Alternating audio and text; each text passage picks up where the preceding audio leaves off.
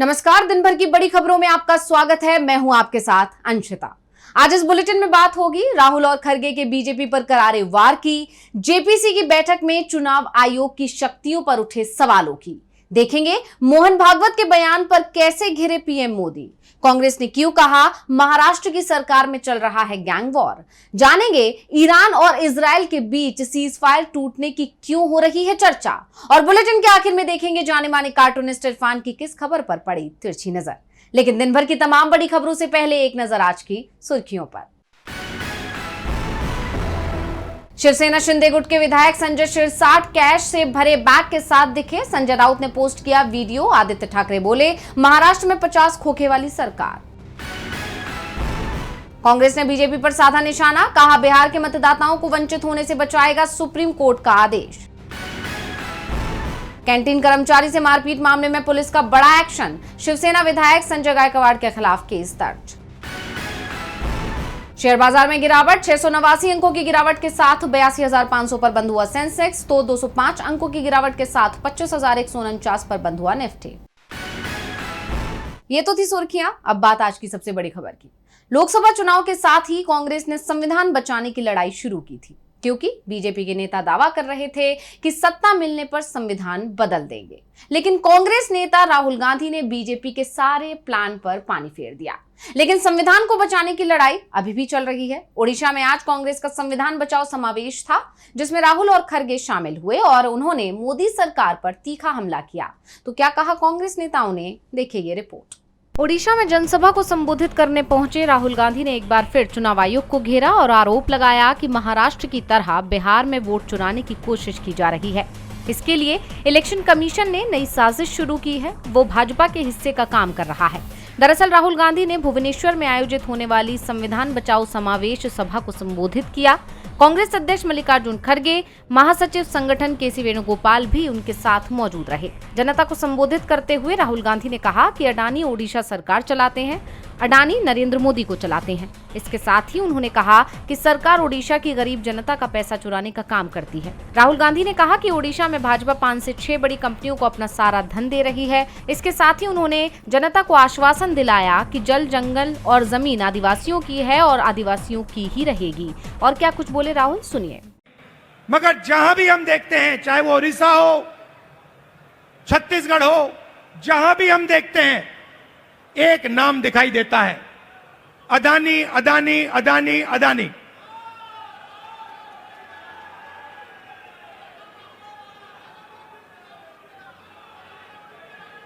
मतलब अदानी जी उड़ीसा की सरकार चलाते हैं, अदानी नरेंद्र मोदी को चलाता है। और जब उड़ीसा में जगन्नाथ यात्रा निकलती है, आप सोचिए रथ निकलता है, जगन्नाथ यात्रा का रथ निकलता है, लाखों लोग उसको देखते हैं, उसके पीछे चलते हैं। और फिर एक ड्रामा होता है, रथ को अदानी जी और उनके परिवार के लिए रोका जाता है। इससे आपको ओडिशा की सरकार के बारे में सब कुछ समझ आ जाएगा। यह ओडिशा की सरकार नहीं है, यह आपकी सरकार नहीं है, यह अदानी जैसे 5-6 अरबपतियों की सरकार है। और इसका लक्ष्य आपकी जमीन, आपका जंगल, आपके भविष्य को चोरी करने का है। इसके अलावा मल्लिकार्जुन खरगे ने भी बीजेपी आरएसएस पर जमकर निशाना साधा। उन्होंने कहा कि बीजेपी सेकुलर और सोशलिज्म शब्दों को संविधान से हटाना चाहती है, लेकिन उनकी खुद की पार्टी के संविधान में सेकुलर और सोशलिज्म शब्द लिखे हुए हैं। आरएसएस और बीजेपी हर जगह ऐसी बातें कहते हैं जो गरीबों और संविधान के खिलाफ है। इसलिए मेरा नौजवानों से आग्रह है कि उठो और संविधान की रक्षा करो, क्योंकि बीजेपी के लोग समाज को, धर्म को बांट रहे हैं। यानी एनडीए शासित राज्य ओडिशा में कांग्रेस ने बीजेपी और मोदी सरकार पर जमकर निशाना साधा। राहुल गांधी ने चुनाव में धांधली की बात कही। तो विपक्ष की तरफ से चुनाव आयोग की शक्तियों पर सवाल उठ रहे हैं। आज वन नेशन वन इलेक्शन मामले पर जेपीसी की बैठक हुई, इसमें भी सवाल चुनाव आयोग पर उठाए गए। बैठक में पूर्व सीजीआई ने भी अपनी राय रखी, तो क्या हुआ बैठक में खास, देखिए report. One nation one election bill को लेकर संसद की संयुक्त संसदीय समिति यानी जेपीसी की बैठक हुई। विपक्षी पार्टियों ने इस बिल को लोकतंत्र के लिए खतरा बताते हुए चुनाव आयोग की निष्पक्षता और असीमित शक्तियों पर गंभीर सवाल उठाए।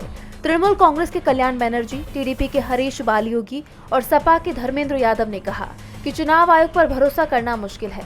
उनका आरोप है कि ये बिल सत्तारूढ़ दल को फायदा पहुंचाने और राज्यों की विधानसभाओं की शक्तियों को कम करने की साजिश है। जेपीसी की बैठक में विपक्ष ने चुनावी फंडिंग पर भी सवाल खड़े किए। विपक्षी सांसदों का कहना है कि सत्ताधारी दल को बाकी दलों की तुलना में कई गुना ज्यादा फंडिंग मिलती है, जो चुनावी प्रक्रिया की निष्पक्षता को प्रभावित करती है। बैठक की अध्यक्षता कर रहे भाजपा सांसद पीपी चौधरी के सामने विपक्ष ने ये भी चिंता जताई कि ये बिल चुनाव आयोग को जरूरत से ज्यादा ताकत देगा, जो लोकतंत्र के लिए ठीक नहीं। दूसरी तरफ दो पूर्व सीजीआई जस्टिस खेयर और जस्टिस डीवाई चंद्रचूड़ ने बिल के समर्थन में अपनी बात रखी।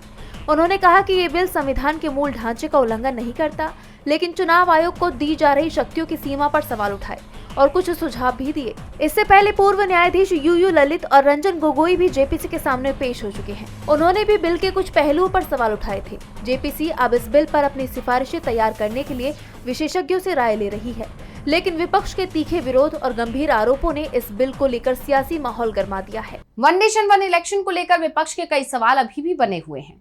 मोदी सरकार की नीयत पर भी सवाल उठ रहे हैं। तो आरएसएस चीफ ने तो ऐसा बयान दे दिया है जिससे नरेंद्र मोदी की कुर्सी ही सवालों में आ गई है। विपक्ष की तरफ से कहा जा रहा है कि पीएम मोदी की कुर्सी जाने वाली है। भागवत ने इशारा कर दिया है। तो क्या है पूरा मामला, देखिए रिपोर्ट। आरएसएस प्रमुख मोहन भागवत के एक बयान ने देश की राजनीति में नई हलचल मचा दी है। एक पुस्तक विमोचन कार्यक्रम में भागवत ने कहा कि 75 की उम्र होने के बाद दूसरों को भी अवसर देना चाहिए।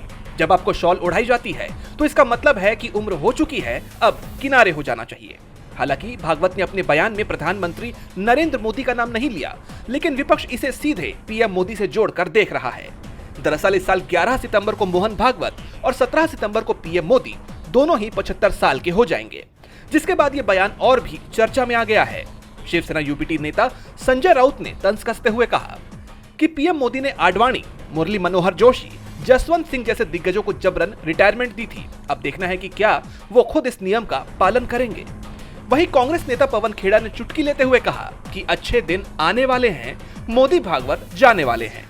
तो जयराम रमेश ने भी लिखा कि बेचारे अवार्ड जीवी पीएम। घर वापसी के बाद सरसंघ चालक ने याद दिलाया कि 17 सितंबर को वो 75 के हो जाएंगे, लेकिन पीएम कह सकते हैं कि भागवत भी तो 11 सितंबर को 75 के होंगे। एक तीर दो निशाने। अब सवाल यह है कि क्या भागवत का ये बयान वाकई पीएम मोदी के लिए रिटायरमेंट की घंटी है या ये महज एक सामान्य सुझाव था। ये सवाल अब सियासी गलियारों में गूंज रहा है। पीएम इसी साल 75 साल के हो रहे हैं। ऐसे में ये चर्चाएं शुरू हो गई हैं कि जो नियम पीएम मोदी के दौर में बीजेपी के अंदर बना है, क्या वो उन पर भी लागू होगा। आरएसएस चीफ ने तो संकेत दे दिया है कि ये नियम सभी पर लागू होना चाहिए। पीएम की कुर्सी संकट में है तो महाराष्ट्र की सरकार भी संकट में है। कांग्रेस ने तो यहां तक कह दिया है कि महाराष्ट्र कैबिनेट में गैंग वॉर चल रहा है। तो क्या है पूरा मामला, देखिए रिपोर्ट। महाराष्ट्र की महायुति सरकार में तनाव बढ़ता दिखाई दे रहा है। उप मुख्यमंत्री एकनाथ शिंदे लगातार दबाव में हैं। इस बीच शिंदे मॉनसून सेशन छोड़कर अचानक ही दिल्ली पहुंच गए, जहां उन्होंने गृह मंत्री अमित शाह से मुलाकात की। इस दौरान एकनाथ शिंदे ने सरकार को लेकर अपनी चिंताएं रखी। कहा तो ये भी जा रहा है कि उन्होंने केंद्रीय मंत्री नितिन गडकरी से भी मुलाकात की। सवाल उठ रहे हैं कि आखिर शिंदे ने दिल्ली जाकर बड़े नेताओं से क्यों मुलाकात की है और इस मुलाकात के सियासी मायने क्या है। तो कांग्रेस ने इसे महायुति में टकराव से जोड़ दिया है। उसका कहना है कि कैबिनेट में गैंगवार चल रहा है, इससे बचने के लिए ही वो दिल्ली दरबार में गुहार लगाने पहुंचे हैं। कांग्रेस विधायक नाना पटोले ने कहा, एकनाथ शिंदे राज्य कैबिनेट में चल रही गैंगवार से बचने के लिए दिल्ली गए हैं। राजनीतिक विश्लेषक भी इस यात्रा को अहम मान रही हैं, क्योंकि उद्धव और राज ठाकरे की मनसे के बीच एकता स्थापित हो रही है। ऐसी स्थिति में एकनाथ शिंदे की शिवसेना को मुश्किल हो सकती है। माना जा रहा है कि इसी पर चर्चा के लिए शिंदे दिल्ली आए। तो वहीं शिवसेना यूबीटी नेता संजय राउत का दावा है कि शिंदे ने दिल्ली में शाह से मुख्यमंत्री देवेंद्र फडणवीस की शिकायत की। शिंदे ने कहा कि फडणवीस उन्हें काम नहीं करने दे रही हैं और वो उनके लिए समस्या बन गए हैं। बता दें कि पिछले कुछ वक्त से सीएम फडणवीस लगातार शिंदे को तल्ख तेवर दिखा रही हैं। शिंदे गुट के विधायक के खिलाफ एक्शन लिया जा रहा है, तो वहीं ठाकरे गुट के नेताओं पर कोई कार्रवाई नहीं हो रही। उससे एकनाथ शिंदे अपनी ही सरकार में परेशान नजर आ रही हैं। साथ ही दबाव में भी दिखाई दे रही हैं। ऐसे में शिंदे और सीएम के बीच दूरियां बढ़ती दिखाई दे रही हैं। शिंदे विधानसभा सत्र छोड़ अमित शाह से मिलने दिल्ली चले आए। चर्चा इस बात की है कि जिस तरह से शिवसेना नेता जांच एजेंसियों के निशाने पर आ गए हैं, ठाकरे भाइयों के एकजुट होने से भी शिंदे घबराए हुए हैं। शिंदे साफ साफ दबाव में दिख रहे हैं, तो वहीं ओडिशा की बीजेपी सरकार भी दबाव में दिखाई दे रही है। ओडिशा पुलिस ने भारतीयों को ही विदेशी बताकर हिरासत में ले लिया, जिस पर बवाल मचा हुआ है। विपक्ष इसे लेकर हमलावर है। तो क्या है पूरा मामला, देखिए रिपोर्ट। ओडिशा के झारसुगड़ा में 444 बंगाली भाषा प्रवासी मजदूरों की हिरासत ने सियासी तूफान खड़ा कर दिया है। ओडिशा पुलिस ने इन मजदूरों को अवैध बांग्लादेशी और रोहिंग्या के शक में हिरासत में लिया था, लेकिन दस्तावेजों की जांच के बाद 302 को रिहा कर दिया गया। रिहा मजदूरों ने पुलिस पर उत्पीड़न और 3 दिन तक हिरासत केंद्रों में रखने का आरोप लगाया। द हिंदू की रिपोर्ट के मुताबिक पुलिस ने जन्म प्रमाण पत्र और पासपोर्ट जैसे डॉक्यूमेंट्स मांगे, जो पश्चिम बंगाल के ग्रामीण इलाकों से आए इन मजदूरों के पास नहीं थे। एक मजदूर के रिश्तेदार ने कहा कि मेरे बहनोई 37 साल के हैं, हमारे वक्त में जन्म प्रमाण पत्र बनवाने का रिवाज नहीं था, हमें क्या पता था कि भारतीयता साबित करने के लिए ये चाहिए होगा। इस घटना ने पश्चिम बंगाल और ओडिशा के बीच तनाव को बढ़ा दिया है। पश्चिम बंगाल की सीएम ममता बनर्जी ने इसे लेकर बीजेपी पर तीखा हमला बोला। उन्होंने एक्स पर लिखा, बीजेपी शासित राज्यों में बंगालियों से घुसपैठियों की तरह व्यवहार किया जा रहा है। बंगाली बोलने से कोई बांग्लादेशी नहीं हो जाता। बीजेपी अपनी बांग्ला विरोधी नीति को रणनीतिक ढंग से देश भर में फैला रही है। इसके साथ ही ममता बनर्जी ने गुजरात, महाराष्ट्र, मध्य प्रदेश और दिल्ली में भी बंगाली मजदूरों के उत्पीड़न का आरोप लगाया। टीएमसी ने इसे जातीय प्रोफाइलिंग और जेनोफोबिक उत्पीड़न करार देते हुए आंदोलन की चेतावनी दी। ओडिशा सरकार ने दावा किया कि ये राष्ट्रीय सुरक्षा के लिए जरूरी कदम है, लेकिन विपक्ष ने इसे बीजेपी की बंगाल विरोधी साजिश बताया है। क्या ये सचमुच सुरक्षा का मामला है या फिर कोई सियासी खेल? ये सवाल अब देश की सियासत में गूंज रहा है। ओडिशा पुलिस के एक्शन पर बवाल मचा हुआ है, तो जम्मू कश्मीर में भी नया बवाल खड़ा हो गया है। 13 जुलाई को शहीद दिवस को लेकर सियासी पारा हाई हो गया है।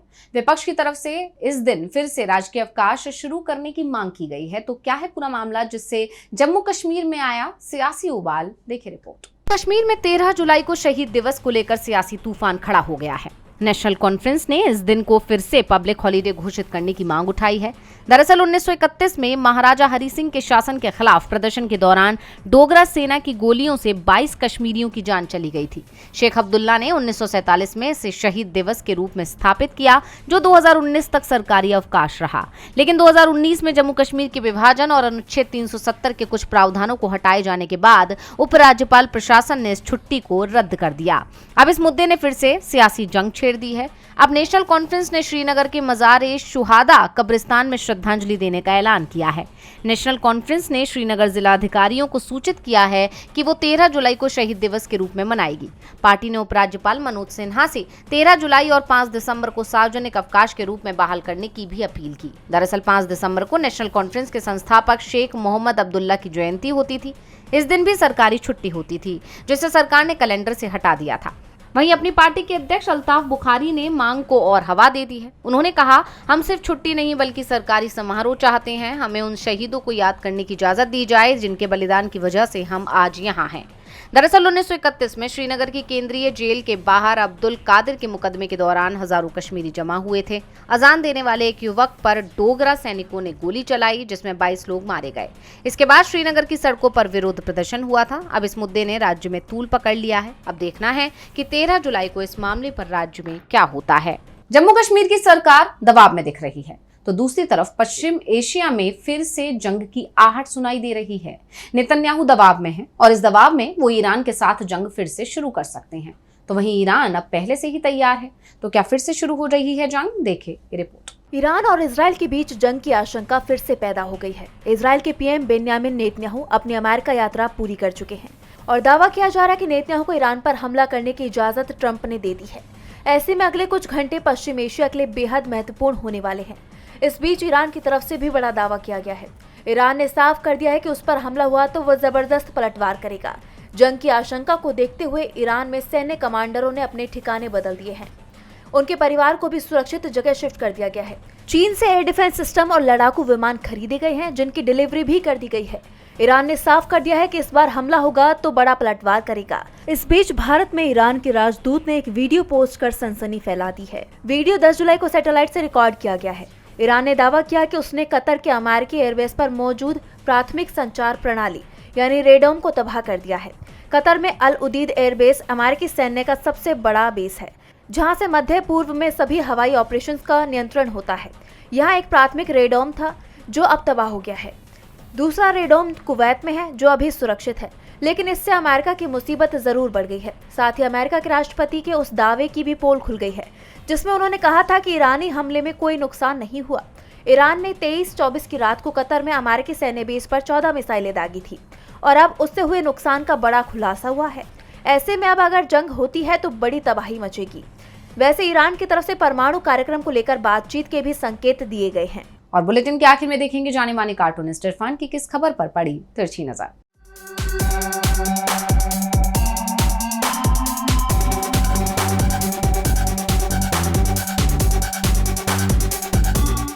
लोक जनशक्ति पार्टी के अध्यक्ष चिराग पासवान ने पूछा है कि क्या हमारे बीच में घुसपैठियों को रहना चाहिए। अरे भाई, जब तेजस्वी यादव पिछले 5 साल से बिहार की सड़कों पर धूल फांक रहे थे, तब आप दिल्ली की सत्ता वाली पार्टी के साथ में मिलकर मलाई खा रहे थे।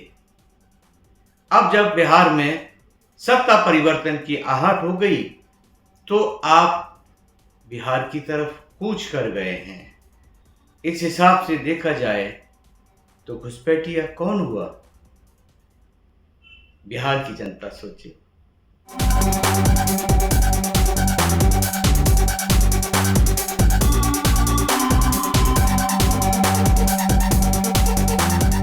बहुत बहुत शुक्रिया इरफान जी। तो आज इस बुलेटिन में इतना ही। आप देखते रहिए डीवी लाइव और मुझे दीजिए इजाजत। नमस्कार।